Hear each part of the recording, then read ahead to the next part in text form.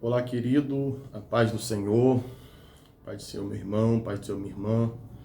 Que bom tê-lo novamente aqui em nosso canal para mais uma ministração espiritual sobre a sua vida, a respeito da série que nós estamos tratando ao longo dessas ministrações, falando concernente ao tabernáculo do Senhor, ao tabernáculo que foi identificado como tabernáculo de Moisés, não é? E todas as suas divisões, e também concernente aos utensílios sagrados, os utensílios que foram por Deus ordenado que compusessem esta casa sagrada, esse lugar extraordinário. E aqui em nosso canal nós estamos discutindo a respeito disso e confesso para você que tem sido ministrações abençoadas. Por isso, eu quero convidar você que ainda não se inscreveu em nosso canal, se inscreva agora. Não continue esse vídeo sem antes clicar aí e se inscrever em nosso canal. Para você que já é inscrito, deixa seu like agora, deixa seu joinha, ok? Compartilhe esse vídeo que vai nos ajudar no engajamento nas redes sociais e também aqui no próprio YouTube, para nos ajudar a alcançar o maior número possível de pessoas que tenham interesse de crescer na graça e no conhecimento do Senhor Jesus por intermédio da palavra de Deus. Meus amados, para nós prosseguirmos, para ganharmos tempo hoje aqui, nós já respeito de alguns utensílios, né? Vamos aqui nomeá-los. Nós já falamos sobre a Arca da Aliança, que estava lá no lugar Santo dos Santos, ou no lugar Santíssimo. Nós já falamos a respeito da mesa dos pães da proposição, que estava no lugar chamado Santo. E nós já falamos também sobre o castiçal de ouro, isto mesmo, do castiçal de ouro, o menorá, que estava também no lugar santo. E na ministração de hoje nós vamos falar também de um utensílio de grande relevância dentro do lugar santo, chamado altar do incenso. Vamos falar do altar do incenso, e para isso eu quero abrir a Bíblia. Quero abrir a Bíblia hoje com vocês no livro do Êxodo, capítulo 30. Livro do Êxodo, capítulo 30. Como sempre tenho aqui falado para você, meu irmão e minha irmã, acompanha-me, por gentileza, dentro da sua Bíblia, ok? Todo ensinamento que não procede da Bíblia, ou que não tem a Bíblia como seu padrão, como a sua base, o seu esteio, esse ensino precisa ser descartado. Então entenda e aprenda esse princípio. Todo ensinamento precisa ser pautado no que diz a Escritura, no que diz a Bíblia. E temos aqui usado a palavra de Deus como principal fonte para essas ministrações, e sempre também tenho orientado a você que tem aqui me acompanhado em nosso canal, a você também acompanhar na Escritura e fazer aí a comparação, abrir a sua Bíblia para conferir, para atestar de fato a veracidade de tudo aquilo que eu estou mencionando ou que tenho levado até o seu conhecimento. Ok, querido? Então assim vamos agora navegar sobre as Escrituras, e confesso para você, eu tenho uma informação espiritual para passar para a sua vida aqui nessa ministração. Não perca nenhum segundo desse vídeo. Não adiante, acompanhe tudo. Todos os segundos e minutos desse vídeo serão de muita edificação espiritual para a sua vida. Então vamos acompanhar a leitura do texto sagrado, livro do Êxodo, capítulo 30, versículo 1, versículo 2 e versículo de número 3. Está escrito assim: E farás um altar para queimar o incenso, de madeira de cetim o farás. O seu comprimento será de 1 côvado, a sua largura de 1 côvado será quadrado, de 2 côvados a sua altura, e as suas pontas farão uma só peça com ele. E com ouro puro o forrarás, o seu teto e as suas paredes ao redor, e as suas pontas, e lhe farás uma coroa de ouro ao redor. Eu vou adiantar a leitura para o versículo 7. O 7 diz assim: E Arão sobre ele queimará o incenso das especiarias cada manhã. Quando põe em ordem as lâmpadas, o queimará. Então entenda comigo a revelação desse maravilhoso utensílio.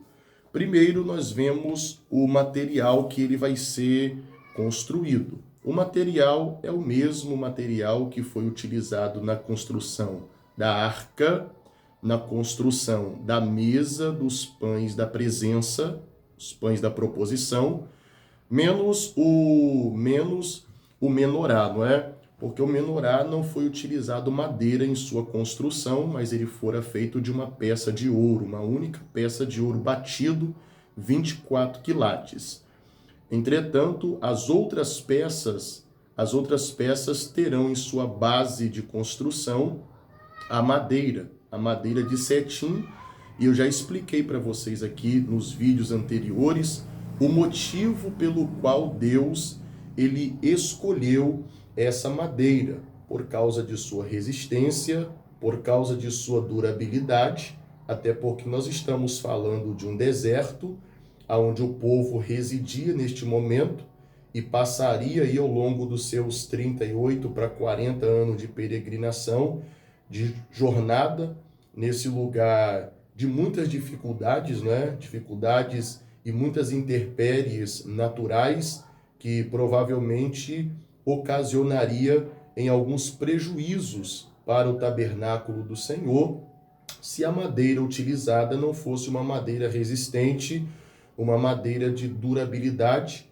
e uma madeira que nós poderíamos considerar dentro desse contexto uma madeira que provavelmente seria a mais durável, uma madeira que não sofreria, não sofreria com danos provocados por insetos roedores, como alguns que eu já citei nos vídeos anteriores. Então essa madeira foi uma madeira específica e foi uma visão estratégica de Deus. Logicamente, o Senhor ele é perito, e sabe como fazer a sua obra, e ele vai utilizar, ele vai orientar que se utilizasse essa madeira, esse tipo de material. Essa madeira de cetim, ela seria toda revestida de ouro. Em todos os quadrantes desse utensílio seria tido o revestimento de ouro. É interessante que esse utensílio ele não é muito grande se comparado ao altar que está do lado de fora, não é? O altar que está do lado de fora, que é o altar do holocausto. No sentido de tamanho, de dimensão de metragem, centímetros, esse é bem menor se comparado ao altar do holocausto que está lá do lado de fora, no lugar chamado átrio exterior. A metragem desse altar, nós fizemos a leitura aqui que está na sua medida em côvado. Essa medida, falando de uma metragem mais compreensiva para nós aqui, mais básica, não é? Mais básica, nós tínhamos ali meio metro de largura, meio metro de comprimento, ou seja, ele seria quadrado, meio metro de largura, meio metro de comprimento e 1 metro de altura. Então dá para se perceber que não se tratava de uma peça gigantesca, não é? Não se tratava de uma peça com tamanho exuberante, mas se tratava de uma peça num tamanho significativo, num tamanho pequeno, porém, sendo pequeno, não diminuía a proporção gigantesca do significado profético e espiritual que estava envolto desse objeto sagrado. Então nós temos, só para recapitular, meio metro de comprimento, meio metro de largura, 1 metro de altura. É interessante que todos os objetos para a utilização da manutenção desse altar foram feitos de ouro puro. Os talheres, as vasilhas que seriam utilizadas para a remoção de cinza nesse altar, os talheres e tudo aquilo que seria utilizado para conduzir, né, para conduzir ali o incenso que seria colocado nesse altar, tudo feito de ouro puro. É Deus exigindo aquilo que era de melhor para o trabalho sobre esse altar. Nas laterais desse altar, do lado direito, tanto quanto também do lado esquerdo, havia 2 argolas do lado direito, 2 argolas do lado esquerdo. Essas 2 argolas nas laterais, totalizando 4, fundidas de ouro, seriam também utilizadas para, quando fosse desmontado o tabernáculo e os utensílios fossem transportados de acordo com as peregrinações pela vontade de Deus, 2 varais foram construídos também de madeira de cetim, revestidos no ouro, para que pudesse ser introduzidos nessas argolas, para que o altar fosse transportado nos ombros também dos sacerdotes, dos descendentes de Arão. Então nós temos esse altar todo no ouro, as argolas também de ouro, os varais também de ouro. Nas 4 pontas desse altar, nas 4 extremidades das pontas desse altar, nós tínhamos 4 espécies de chifres pequenos. Essas 4 pontas, chamadas de chifres, esses 4 chifres representam poder, representam autoridade. Quando você lê na Escritura essa manifestação, você já se lembra desse vídeo, porque representa poder. Na verdade, quando a gente lê a Bíblia, a Escritura, o Segundo Testamento, a Nova Aliança, no livro do Apocalipse, quando nós temos a menção de chifres, sempre estão conectados à autoridade, a poder. Também na manifestação escatológica, no livro do profeta Daniel, a partir do capítulo de número 7, você vai perceber que todas as vezes que o profeta tem visão e nas visões se manifestam animais e os destaques caem sobre os chifres, é uma representatividade de poder, de autoridade e de grandes alianças constituídas sobre a face da terra. Aqui nesse altar não é diferente. Os chifres que estão nesse altar, nas 4 pontas, representam o poder do Evangelho de Cristo. O poder do Evangelho de Cristo, porque são 4 chifres. E nós temos 4 aspectos do Evangelho, como em outros vídeos nós já fizemos menção para vocês aqui. O Evangelho escrito por Mateus, Marcos, Lucas e João. Sempre fazendo questão de deixar bem claro para você que estuda a palavra de Deus, que nós não temos 4 evangelhos, nós temos um evangelho. Este um evangelho fora escrito por 4 autores específicos: o Mateus, o Marcos, o Lucas e o João. Sempre ressaltando também que Mateus ele não tem evangelho, Marcos não tem evangelho, Lucas não tem evangelho e João não tem evangelho. É o evangelho de Jesus Cristo, segundo escreveu Mateus, o evangelho de Jesus Cristo, segundo escreveu Marcos, e assim a gente prossegue até João. Então, cada escritor desse vai trazer uma visão específica da pessoa bendita de Jesus e vai colocar nos seus relatos históricos, dados biográficos segundo os estudos que fizeram. Por exemplo, Mateus andou com Jesus, Marcos já não andou com Jesus, mas escreveu o seu relato baseado no testemunho do apóstolo Pedro. Lucas também não andou com Jesus. Lucas foi um historiador, um pesquisador, um grande teólogo do seu tempo e escreveu também o seu conteúdo do Evangelho baseado em pesquisas que o mesmo fizera naquele período. Lucas caminhou com o apóstolo Paulo, anos mais tarde, após a ascensão ao céu do nosso bendito Salvador Jesus. O apóstolo João, diferentemente de Marcos e Lucas, andou com Jesus junto com o nosso querido apóstolo Mateus. Então João falou daquilo que ele viu, daquilo que ele presenciou, daquilo que ele vivenciou ao lado do Senhor. Cada um vai trazer um relato importante, cada um vai trazer algo segundo a sua visão do Evangelho e vai colocar diante da igreja, diante de nós, para que nós pudéssemos conhecer com mais profundidade os mistérios a respeito do nosso Senhor Jesus Cristo. Ok, pessoal? Então, esse é o poder do Evangelho. E o próprio apóstolo Paulo, escrevendo a sua carta aos crentes da igreja que estavam em Roma, Paulo disse no capítulo 1, versículo 16, que o Evangelho é poder de Deus. O Evangelho é poder. Então, o poder do Evangelho está sendo representado nesse altar, no altar do incenso que estava aqui no lugar chamado Lugar Santo. É importante, meus queridos irmãos, é importante sabermos que esse altar representa oração e representa adoração. A oração por meio de uma intercessão que era feita pelo sumo sacerdote, que adentrava o lugar santo com seu incensário de ouro em sua mão direita, e esse sumo sacerdote, ele vinha interceder a Deus em prol do povo. É bom que se saiba aqui, nessa ministração, que no Primeiro Testamento, na Primeira Aliança, o povo não tinha acesso a Deus por meio da oração. O povo não tinha acesso a Deus por meio do clamor.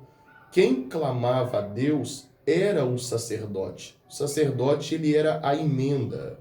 O sacerdote é aquele que ligava o homem a Deus por meio da intercessão. Isso a gente vê nos dois ministérios, os dois ministérios da Bíblia, que são de maior relevância dentro do Antigo Testamento, que é o ministério profético e o ministério sacerdotal, cada um com a sua responsabilidade.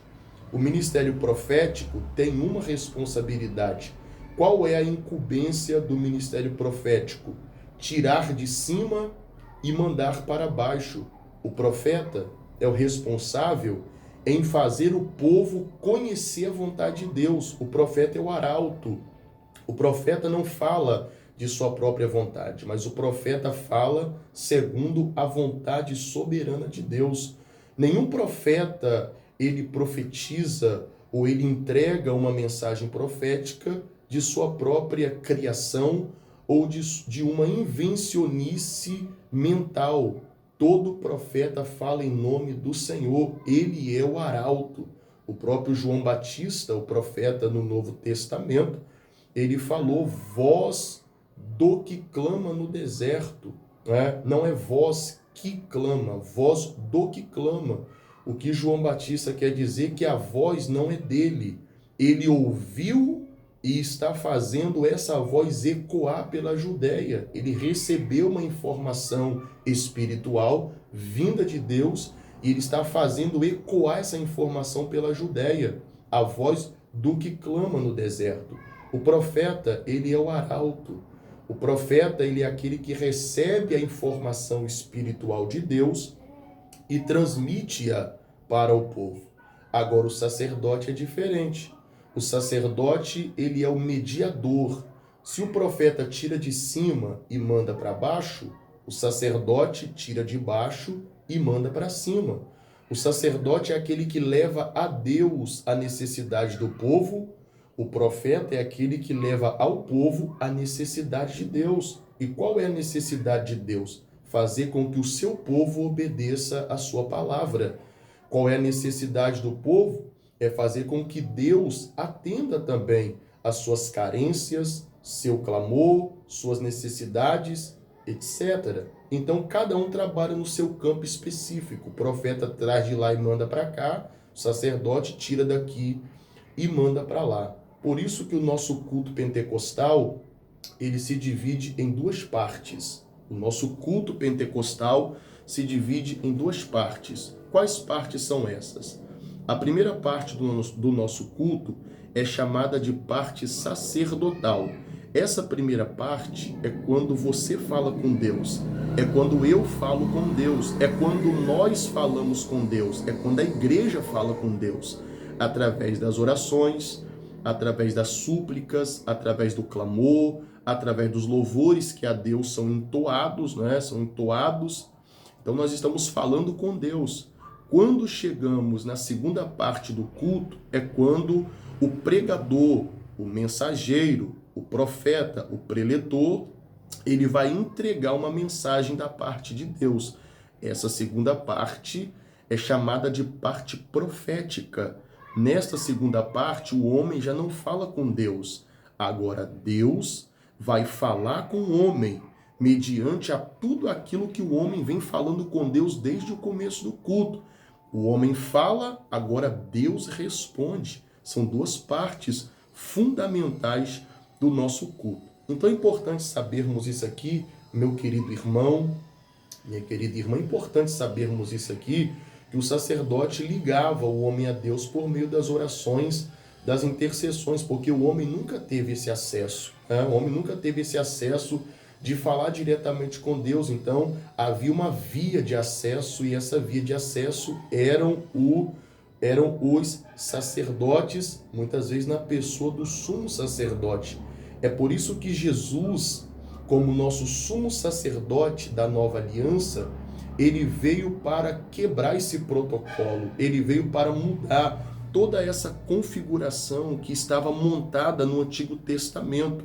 Olha o que o Senhor Jesus falou no Evangelho escrito por João, no capítulo de número 14 e no versículo 6. Disse-lhe Jesus: eu sou o caminho, a verdade e a vida. Ninguém vem ao Pai senão por mim. O que Jesus está querendo dizer? Eu sou a emenda. Eu ligo vocês ao Pai. Quem quiser falar com o Pai hoje tem acesso. Passa por mim. Por isso que na oração do Pai Nosso, o próprio Senhor Jesus incentivou seus discípulos a orar. Mateus 6,9.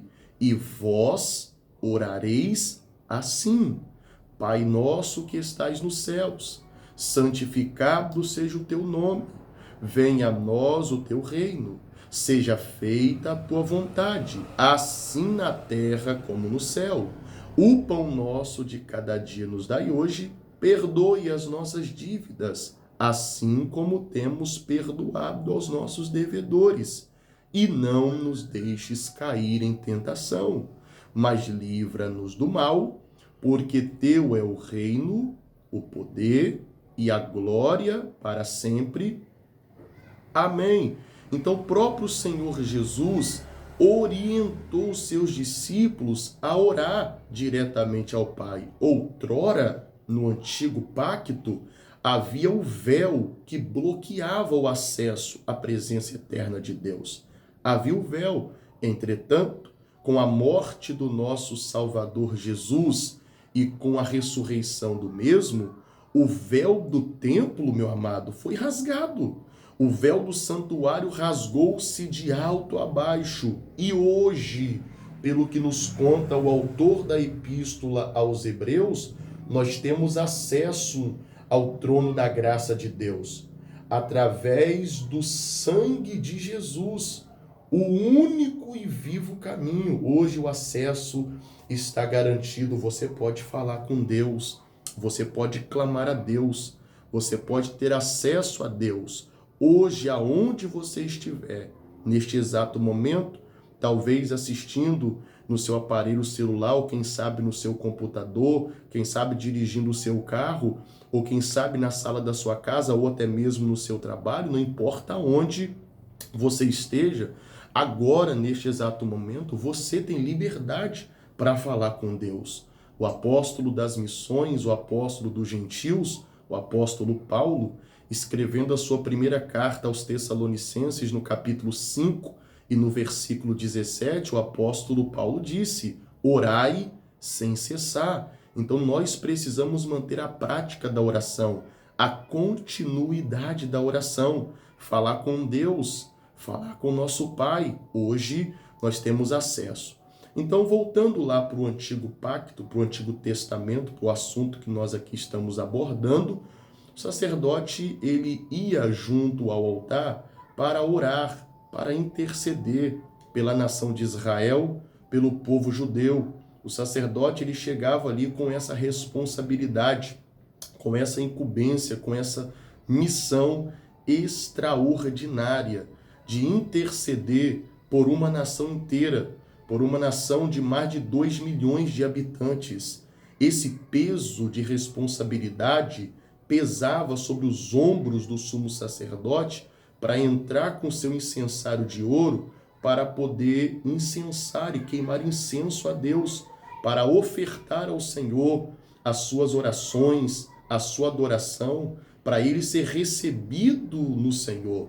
Porque se ele, sendo recebido em Deus, as orações, o apelo, o clamor, a necessidade da nação judaica era recebida pelo Senhor desde a eternidade. Então havia todo esse esforço, havia todo esse trabalhar, uma vez que a presença de Deus na arca, no propiciatório, está atrás da cortina, está atrás do véu. O sumo sacerdote está com o seu incensário aqui, orando, adorando a Deus, queimando o seu incenso. A fumaça está penetrando por cima do véu, está descendo junto ao propiciatório. É Deus recebendo essa fumaça que está sendo produzida pelo incenso que está sendo queimado. É Deus recebendo. Chegue as minhas orações aos céus, como a fumaça aromática do incensário, já dizia o salmista Davi. Então é importante afirmarmos aqui que as orações sobem como incenso, como cheiro de incenso suave. É o que o salmista relatou, é o que a expressão da revelação do Apocalipse no capítulo 5 também ressaltou, que as orações dos santos são como incenso suave, as narinas do Deus Todo-Poderoso. Então, quando as nossas orações elas estão subindo a Deus, é como um incenso suave as suas narinas, e ele vai recebendo, como que Deus recebe a oração de um santo. Deus não recebe por aqui, Deus recebe por aqui, é como cheiro de incenso suave, as narinas do Todo-Poderoso. Qual tem sido o cheiro que a sua oração tem produzido no céu? Receba essa informação espiritual aí, crente. Qual tem sido o cheiro que a sua oração tem produzido no céu? Como que a sua oração tem chegado às narinas do Deus Todo-Poderoso? É uma oração repleta por adoração? Ou é uma oração de um crente autoritário, mimado, indecente, que não tem sensibilidade para orar? Porque tem algumas pessoas que quando vão falar com Deus, parece que estão vendo um empregado no trono.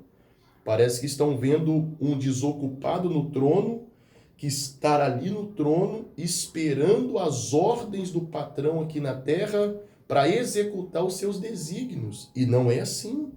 O que está sentado no trono é um Deus Todo-Poderoso. É o Senhor Criador dos céus e da terra. É o Deus Supremo. É o Deus Majestoso que manda e não pode ser mandado, que ordena e não pode ser ordenado. É um Deus que mede e não pode ser medido. O Deus que está sentado no trono é o Deus que não recebe ordens, mas ele executa a nossa vontade mediante a dele primeiramente, que é perfeita, que é soberana. E ele tem prazer em trabalhar pela vida ou em prol da vida daqueles que ele ama. E quais são aqueles que ele ama? Aqueles que adora, aqueles que a sua oração é humilde, é simples e é com coração devoto, é com coração salvo, um coração quebrantado e contrito, já dizia o salmista, Deus não rejeitará. E outra máxima do Salmo que diz que a um coração quebrantado e contrito, o Senhor está perto, porque disse o salmista, perto está o Senhor daqueles que têm um coração quebrantado. Então, quebrante o seu coração na oração. Que Deus ponha diante de você o altar do incenso espiritual e que você possa se apresentar diante da presença do Senhor com temor e com santo tremor para buscar a Jesus e que a presença do Santo Espírito se manifeste sobre a sua vida e que você entenda que para ter acesso à presença de Deus, depois do véu, ali no Santo dos Santos, é necessário apresentar a oração sincera do lado de cá e a adoração. A presença só se manifesta depois de oração e adoração. O sumo sacerdote estar aqui, diante do altar, orando e adorando para a presença de Deus se manifestar. Eu me recordo aqui que quando Paulo e Silas estavam na prisão em Filipos, aprisionados, açoitados, envergonhados, humilhados, acorrentados, a Bíblia diz que eles, perto da meia-noite, oravam e cantavam hinos a Deus. Não é o contrário, eles não cantavam e oravam, eles oravam e cantavam. E na medida que eles oravam e cantavam e os outros presos os escutavam, diz a Bíblia que um tão grande terremoto se manifestou, de maneira que a prisão foi abalada, toda a estrutura prisional foi abalada, as portas se abriram, os presos foram soltos por causa da oração e da adoração de Paulo e Silas, que ali se manifestou o altar do incenso espiritual diante deles. Hoje, o altar do incenso pode se manifestar aonde você estiver. E a pergunta do Espírito Santo é essa: o que você vai apresentar nesse altar? Qual será a oração, a adoração que você vai apresentar nesse altar para convocar a presença soberana e absoluta do Senhor? Que Deus te guarde, que Deus te abençoe, que o Senhor lhe honre, que o Senhor faça com que a sua oração seja respondida no tempo da visitação do Senhor. Ok, querido? Que Deus lhe abençoe. Acabamos de passar aqui uma explicação teológica a respeito do altar do incenso do Senhor que estava no lugar santo. No próximo vídeo, na próxima ministração, estarei falando com você a respeito da aplicação espiritual desse altar, viu? A matéria que era usada para produzir o incenso, porque Deus disse, se for daquela maneira, Deus vai descer no altar. Ok? Se for daquela maneira, Deus vai descer no altar. A infração cometida pelo rei Uzias, no segundo livro das Crônicas 26, que tentou ir até o altar sem ter autonomia para isso, foi penalizado. A imprudência dos dois sacerdotes, os filhos de Arão, também em Levítico capítulo 10, que ofereceram fogo estranho nesse altar e foram punidos por Deus. Eu quero, de uma maneira temerosa, espiritualizar tudo isso para você obter uma informação espiritual sobre esse contexto. Então, te espero no último vídeo, em nome de Jesus. Amém, querido? Fica na bênção, fica na paz. Bom tê-lo por aqui, viu? Que o Senhor te guarde, que o Senhor lhe abençoe, em nome de Jesus.